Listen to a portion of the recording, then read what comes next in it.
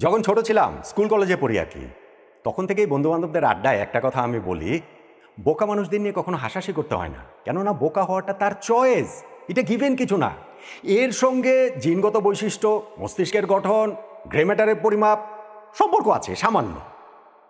বড় ব্যাপারটা হচ্ছে তিনি নিজে চয়েস করে নিচ্ছেন যে আমি বোকা হবই হব, ফলে তাকে নিয়ে কেন হাসাহাসি করব? হাসাহাসি কারা করে জানেন? যারা মানুষকে বোকা বানাতে পারে তারা। আর যদি একটা বড় জনগোষ্ঠীকে একত্রে বোকা বানানো যায়, যারা এই কাজটা করতে পারেন তারা হাসেন, নিজেরা হাসেন, ধূর্তের হাসি তারা দেন। বাংলাদেশে টি-20 বিশ্বকাপ খেলা না খেলা নিয়ে গত 5 সপ্তাহ ধরে যেই নাটক চলছে, একের পর এক যেই পর্ব আমরা দেখেছি, ইভেন টি-20 বিশ্বকাপ থেকে বাংলাদেশ আউট হয়ে যাওয়ার পরও যেই নাটকটা চলমান, সেই নাটকের আপাতত একটা সমাপ্তি তো হয়েছে না? ওই যে Bangladesh cricket board president Aminul Islam Bulbul ভাইয়ের অনুরোধে পাকিস্তান ভারতের বিপক্ষে ম্যাচ বিশ্বকাপে খেলতে রাজি হয়েছে এবং তাতে বাংলাদেশ ক্রিকেটের যে ভীষণ লাভ হয়েছে, এই লাভটা আমাদের গত 5 সপ্তাহ ধরে প্রতিনিয়তই হচ্ছে বলে একটা বয়ান ছড়িয়ে দেওয়া হয়েছে এবং সেই বয়ান বিশ্বাস করার মতো অনেক লোকও আছে। তখনই আমার মনে হয় যে ঠিক আছে, বোকা মানুষদের নিয়ে হাসাহাসি করতে হয় না, কিন্তু ওই যে ধূর্ত লোকগুলো যারা এই বয়ানটা ছড়িয়ে দিচ্ছেন, তাদেরকে কি ইতিহাস ক্ষমা করবে? পুরো বিষয়টা রাজনৈতিক, 100% রাজনীতি এর মধ্যে, ক্রিকেট 1%ও নাই। মুস্তাফিজুর রহমানকে আইপিএল থেকে বাদ দেওয়ার সিদ্ধান্তটা ভারতের রাজনৈতিক সিদ্ধান্ত, সেইটার প্রেক্ষিতে বাংলাদেশের যে সিদ্ধান্ত আমরা ভারতের মাটিতে গিয়ে বিশ্বকাপ খেলবো না, রাজনৈতিক সিদ্ধান্ত। ওই সময়টাতে পাকিস্তান যে বাংলাদেশের পাশে থাকার ঘোষণা দিয়েছে, ভোটাভুটিতে শুধুমাত্র একটা দেশের পক্ষে ছিল, নইলে তারাও বয়কট করবে, এই কথা তারা যে হচ্ছে ছড়িয়ে দিয়েছিল, সেইটাও রাজনৈতিক সিদ্ধান্ত। ফাইনালি পাকিস্তান খেলেছে, তবে ভারতের বিপক্ষে ম্যাচ আমরা খেলবো না, রাজনৈতিক সিদ্ধান্ত। আর শেষ পর্বে এসে যে না, ভারতের বিপক্ষে ম্যাচও আমরা খেলবো বাংলাদেশের অনুরোধে, রাজনৈতিক সিদ্ধান্ত। এবং এই প্রত্যেকটা ধাপে আমরা ভেবেছি আমরা জিতছি, বাংলাদেশ জিতছে, বাংলাদেশ জিতে যাচ্ছে। ভাই, বাংলাদেশ একটা টি-20 ওয়ার্ল্ড কাপ খেলতে পারেনি, ওই দিন আমাদের যেই পরাজয় হয়েছে, সেই পরাজয়ের দাগ, সেই পরাজয়ের কলঙ্ক আমাদের কোনো কিছু দিয়ে আর মুছবে না, হতেই পারে না। আপনি একদমই শেষ জায়গাটাতে আসেন, Bangladesh cricket board president Aminul Islam Bulbul ভাইয়ের এই কথাটাতে আসেন। আমি ওই কালকে রাতে একটা ভিডিও করেছিলাম যে বিসিবি এবং আইসিসির কাছ থেকে 2টা মেইল আমাদের কাছে এসেছে, প্রেস রিলিজ, 16 মিনিটের ব্যবধানে, রাত 10টা 50 এবং 11টা 6 ওইগুলোতে স্পষ্ট ইন্ডিকেশন ছিল যে পাকিস্তান ভারতের বিপক্ষে ওয়ার্ল্ড কাপের ম্যাচটা খেলছে, এবং পরবর্তীতে দেখেছি ওই রাত্রেই পিসিবি থেকেও, তাদের সরকার থেকে ইনফ্যাক্ট হচ্ছে গিয়ে সেটা কনফার্ম করা হয়েছে। কি হয়েছে? বুলবুল ভাইয়ের কথাটা কি ছিল? প্রেস রিলিজে, অফিসিয়াল প্রেস রিলিজে তিনি লিখছেন যে, জানাচ্ছেন তার কোর্টের ভেতরে, পরে বিভিন্ন ইন্টারভিউতে আমি দেখছি টেলিভিশনে যে তিনি হেসে হেসে বলছেন, পাকিস্তানকে বুলবুল ভাই অনুরোধ করেছেন ভারতের বিপক্ষে ম্যাচটা যেন খেলেন ওয়ার্ল্ড ক্রিকেটের ইকোসিস্টেমের স্বার্থের জন্য। এটাই ভাই বোকা বানানো। আপনারা অনেকেই এই জিনিসটা বিশ্বাস করেছেন, আমরা অনেকেই সেই জিনিসটা বিশ্বাস করেছি। আমাকে জাস্ট একটা কথা একটু বলেন তো, বাংলাদেশের অনুরোধে পাকিস্তান ভারতের সঙ্গে ম্যাচ খেলবে, পাকিস্তান তাহলে অনুরোধ করে নাই কেন বাংলাদেশকে ভারতের মাটিতে গিয়ে ম্যাচ খেলতে? কেন করে নাই? বাংলাদেশ পাকিস্তানকে অনুরোধ করে ভারতের বিপক্ষে ম্যাচ খেলাতে পারছে, পাকিস্তান বাংলাদেশকে অনুরোধ করে ভারতের মাটিতে ম্যাচ কেন খেলাতে পারে না, বা অনুরোধটাই কেন করে নাই? কারণ আমাদেরকে বোকা বানানো হয়েছে। পাকিস্তান আমাদেরকে মোটা দাগে বোকা বানিয়েছে।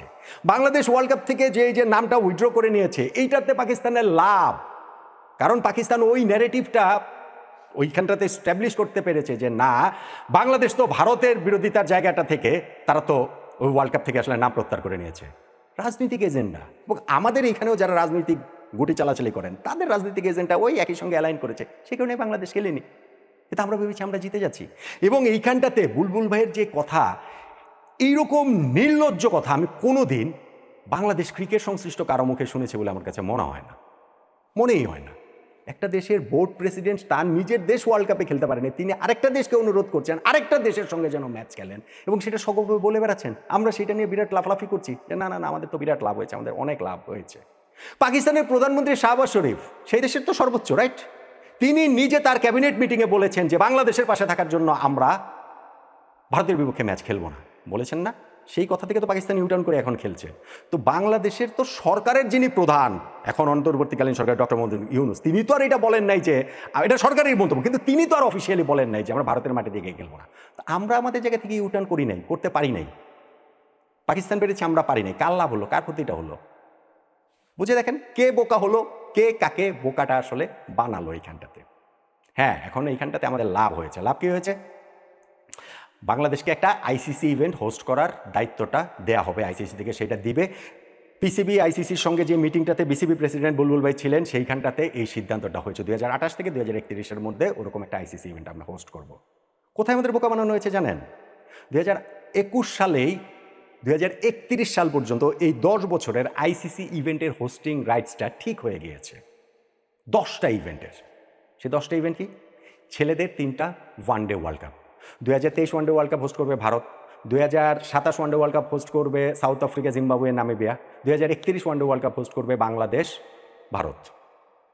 5টা টি20 world cup, 2022 Australia, 2024 West Indies USA, 2026 Bharat Sri Lanka, 2028 Australia New Zealand, 2030 England Scotland Ireland, 2টা চ্যাম্পিয়ন্স ট্রফি, 2025 পাকিস্তান, 2029 ভারত।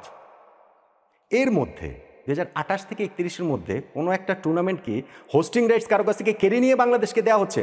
ধরেন 2028-এ টি20 ওয়ার্ল্ড কাপ আর অস্ট্রেলিয়া নিউজিল্যান্ড করবে না, এটা এখন বাংলাদেশ হোস্ট করবে, বা 2030-এটাই ইংল্যান্ড স্কটল্যান্ড আয়ারল্যান্ড করবে না, বাংলাদেশ হোস্ট করবে, বা 2029-এর চ্যাম্পিয়ন্স ট্রফি ভারত করবে না, বাংলাদেশ হোস্ট করবে। এরকম কোনো কিছু কি হয়েছে? না, এরকম কোনো কিছু হয় নাই, এরকম কোনো কিছু হওয়ার কোনো চান্সও নাই। তাহলে এই 3 বছরের মধ্যে বাংলাদেশ কি আইসিসি ইভেন্ট হোস্ট করতে পারে আমাকে বলেন?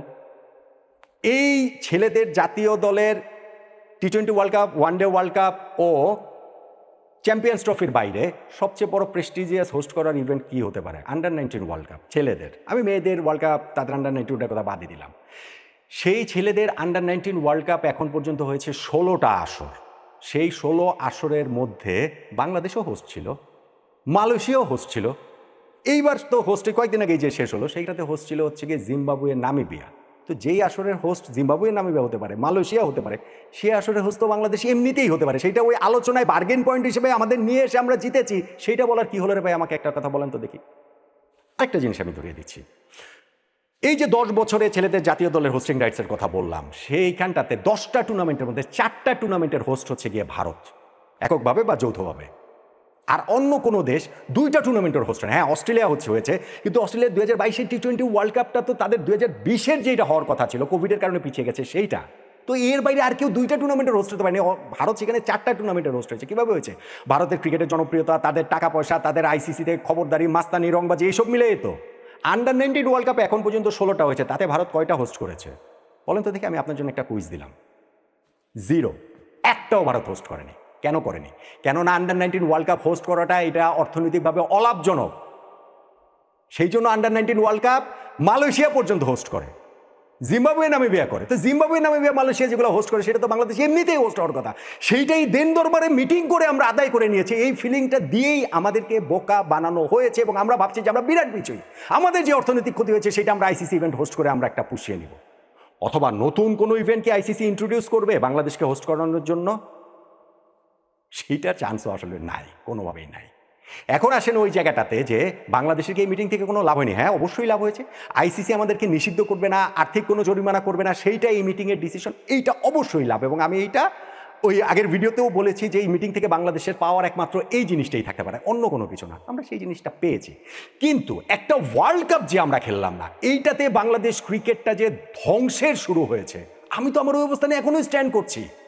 এইখানে যে আলোচনাটা আমি অনেকগুলো ভিডিওতেই করেছি, জান না নট মানে তো এখনও আছে, যে এই অবস্থা থেকে আমরা ঘুরে দাঁড়াতে পারি শুধুমাত্র একটা ভাবে। কোনভাবে ঘুরে দাঁড়াতে পারি?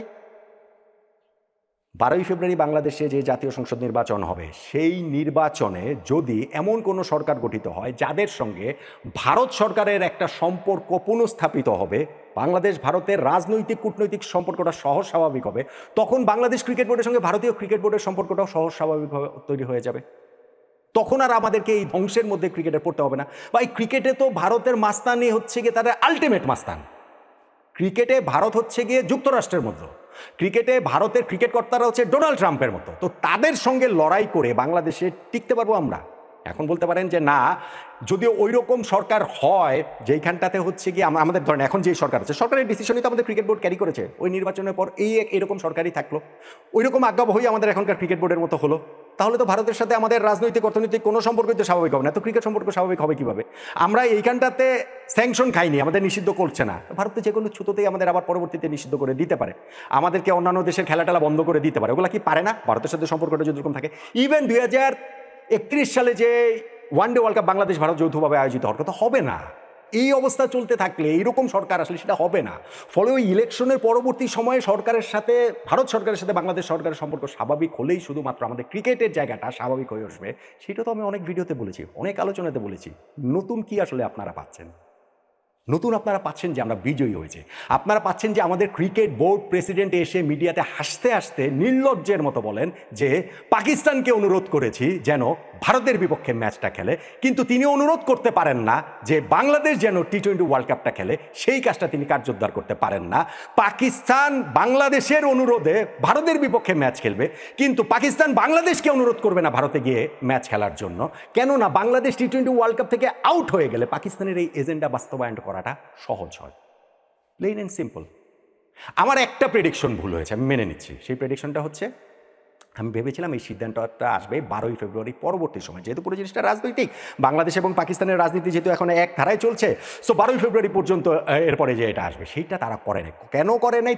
জাস্ট ইলেকশনের 2 দিন আগে কেন এই ঘোষণাটা আসলো? আমার আন্ডারস্ট্যান্ডিং হচ্ছে এই যে আমাদের অনেকের মধ্যে ওই বিজয় ফিলিংটা দিতে পারছে না যে পাকিস্তান আমাদের ভাই, পাকিস্তান আমাদের পাশে এসে দাঁড়িয়েছে, পাকিস্তান আমাদেরকে আইসিসি ইভেন্ট এনে দিয়েছে, পাকিস্তান আমাদের নিষেধাজ্ঞা কাটিয়ে দিয়েছে। এই ফিলিংটাতে 12ই ফেব্রুয়ারি ভোটে তাদের আরও লাভ হবে, সেই জন্য জাস্ট 2 দিন আগে এই সিদ্ধান্তটা হয়েছে। এটা তাদের মেটিকুলাস প্ল্যান। এইটা বুঝলে বুঝপাতা, না বুঝলে তেজপাতা। এর বাইরে ভাই আমার কিছু বলার নেই, কেননা আমি তো ওই যে ঠিক করেছি, বোকাদের নিয়ে হাসাহাসি করব না। এখন চয়েস হচ্ছে কি আপনার, আপনি কি বোকা হবেন নাকি এই সকল ঘটনা পরম্পরায় সব কিছু মিলিয়ে আসলে বুঝবেন যে বাংলাদেশ ক্রিকেটটা ভারতের রাজনীতি, পাকিস্তানের রাজনীতির মাঝখানে পড়ে বাংলাদেশের রাজনীতিবিদরা তাদের ফায়দা লোটার জন্য আমাদের আজ্ঞাবহ ক্রিকেট বোর্ডকে তাদের কাঁধে সওয়ার হয়ে আমাদের ক্রিকেটটাকে তারা ধ্বংস করার ষড়যন্ত্রের করছে। সেইটা আপনি বুঝবেন কিনা এটা আপনার চয়েস, অ্যাবসলিউটলি আপনার চয়েস।